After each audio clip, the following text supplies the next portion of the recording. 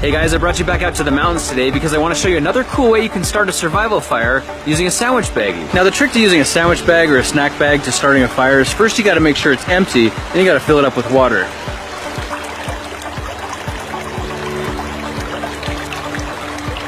Now you're going to want to fill your baggie up about half full of water, and you can use water from a creek like I'm doing here, or water from your bottle, or in extreme emergencies you can even use your urine.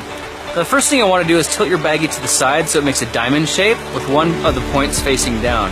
Then we're going to grab this top area here and we'll need to twist that to trap as much of the water inside as possible. Now the more you twist your baggie, the more you're going to notice it starts to bulge out and form these curves, which starts to look like a liquid sphere, and that's exactly what we're going for. It is a very fine line though, because the more you twist, the closer the bag is to bursting, and then you're going to lose it all. The goal is to try and get it as close to a liquid sphere as possible. When you got something that looks like that, you're good to go. Alright, now this is the part where patience becomes a virtue, but really all you have to do is use this thing like a magnifying glass and try not to drip any water on your tinder as you do. You can see that starts smoking almost immediately.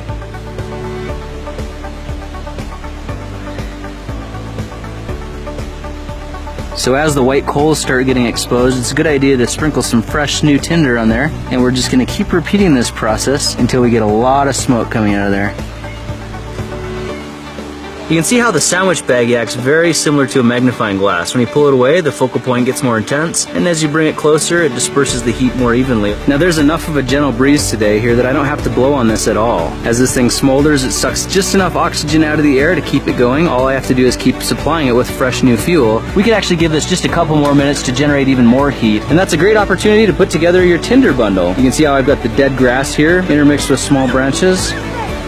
This thing spent some good time smoldering, so now what we're going to do is press the tinder bundle up next to it and very carefully roll it over. And the cool thing about this setup is there's a lot of air flowing through this, so this thing can build up a lot faster now, and it's got some really good material to build off of. Now let's gently wrap the grass around it to contain as much heat as possible, and on a windy day like this, it's not going to take a whole lot for this thing to ignite. So our embers are successfully transferred into our tinder bundle, and now all you have to do is give it a couple of minutes for the heat to build. And as it does, you're going to start seeing a lot more smoke. You can see the smoke is definitely building in intensity. It's getting a lot thicker. So that's a good indication that it's ready to move on to the next phase. And if we blow into it gently, we can really accelerate the ignition.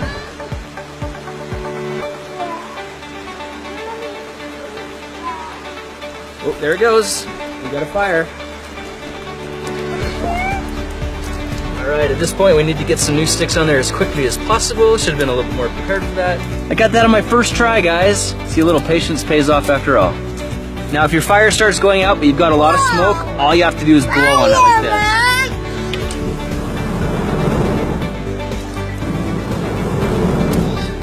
There we go. At this point it should be pretty self-explanatory how to keep this fire going. If not, I'm afraid you're on your own. So there you have it, guys. That's how to start a survival fire using nothing but a sandwich baggie and the resources you already have around you. Hey, I hope you enjoyed this video, and I'll be looking for you in the next one. Talk to you then.